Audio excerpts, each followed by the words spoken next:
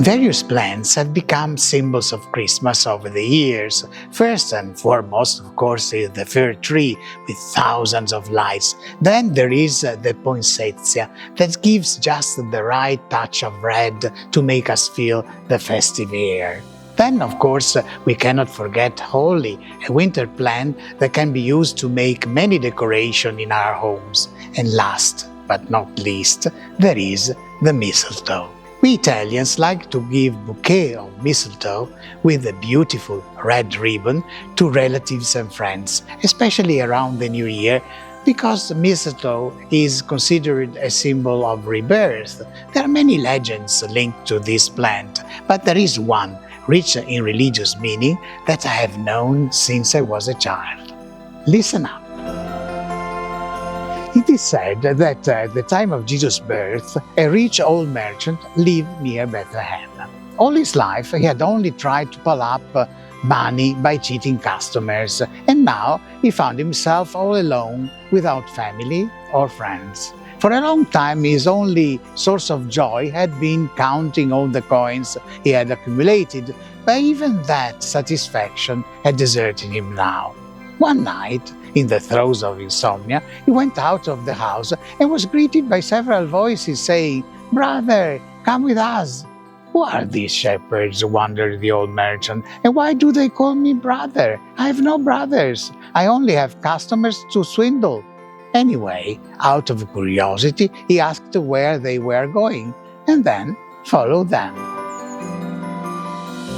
Having reached the stable, the shepherds knelt before the baby Jesus, praising God and giving their poor gifts to Mary and Joseph. They were all happy and content, except for the old merchant, who, besides having no gift for the child, he felt a great remorse growing inside him for being so greedy and making so many people suffer. Kneeling before Jesus, he asked for forgiveness and then added, "I have nothing to offer you except my repentance and the promise that from now on I will try to help those who suffer." And having said this, he began to weep and sob so sincerely that by dawn, when the dew began to shine under the first rays of the sun, his tears were still there, but around them little green leaves had sprouted. Mistletoe had been born. Everything around us reminds us that it is Christmas. The decorated fig trees, the lights, the music, and unfortunately the intrusive advertising as well. But we all know that this is not the real celebration of Christmas, the one the Lord would like. The first Christmas was full of surprises. A virgin who becomes a mother, a man who becomes the father of a child who is not his own. God, the creator of the whole universe, who gives himself to the world as a child, capable only of wailing and babbling. How can we reciprocate?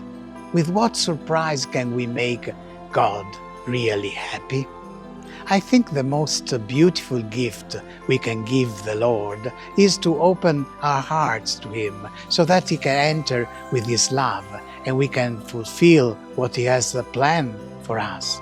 This is more or less what happened to the old crooked merchant in our story. By allowing the baby Jesus to enter his heart, he left the path of greed to take the path of love. Dear friends of St. Anthony, with Christmas Eve, the Jubilee of 2025 begins. Its motto is Pilgrims of Hope. The Church invites us to keep alight the torch of hope that has been given to us by the Lord, and to do everything so that each one of us may find the strength and certainty to look to the future with an understanding disposition, a trusting heart, and an open mind.